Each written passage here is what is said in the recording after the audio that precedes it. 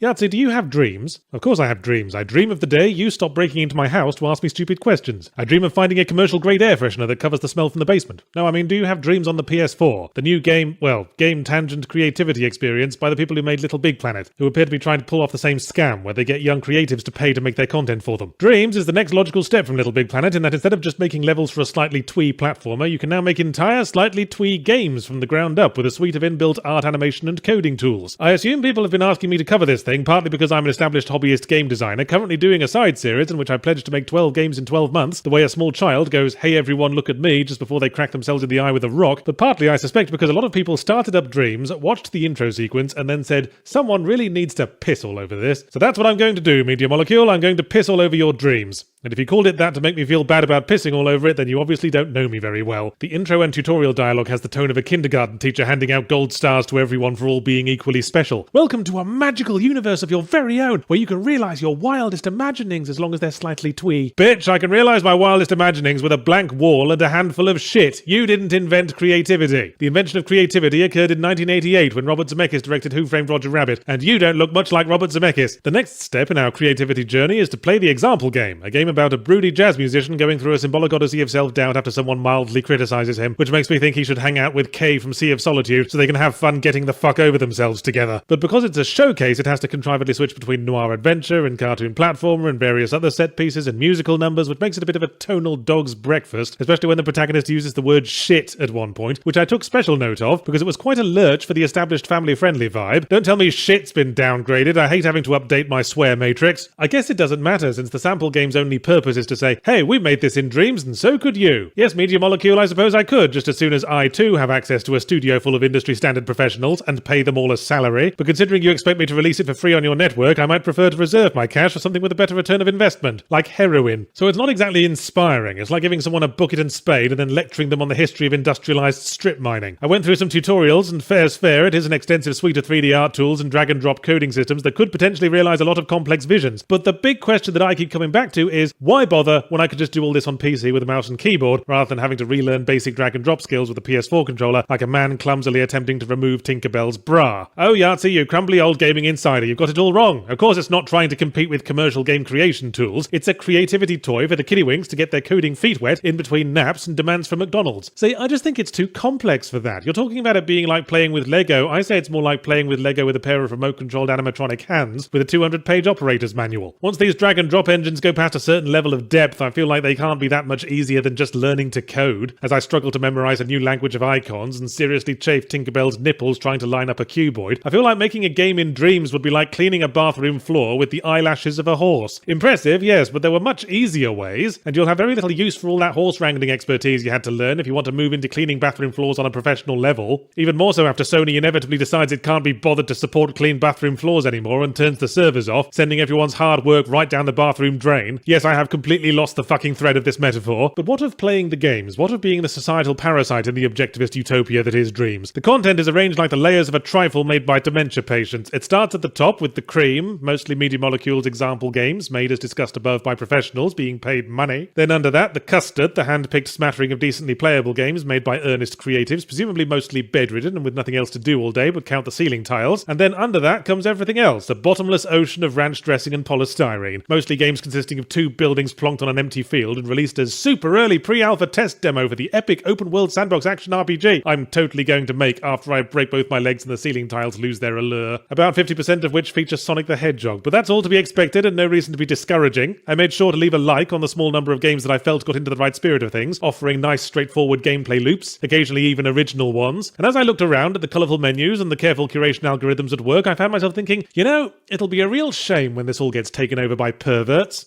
These things always are, Media Molecule. The Sonic the Hedgehog fans are the warning sign. Now, Sonic fans aren't necessarily perverts. Basketball players aren't necessarily tall, but it fucking helps. Sooner or later they bring in that one character who's a bat with tits and the furries have got a foot in your door. Remember Second Life? Once a lovely wholesome attempt at a community-created online world of imagination, now just zebra dicks and yif piles as far as the eye can see. The earnest creators will all return or graduate to more efficient systems once the novelty wears off, and then all your fancy 3D art tools are so much fantasy penis-shaping equipment. What are you gonna do? Screen all incoming content for the rest of your fucking life? Smarter and more dedicated people than you have tried to hold back the masturbators, and the masturbators motivators always win, probably because they've got all the stamina. See, this happy clappy everyone special approach just isn't preparing the kiddie wings for the realities of life as a creative. Stress, rejection letters, audience indifference, the frustration when someone makes twice as much money as you just from drawing nipples on Princess Sally Acorn.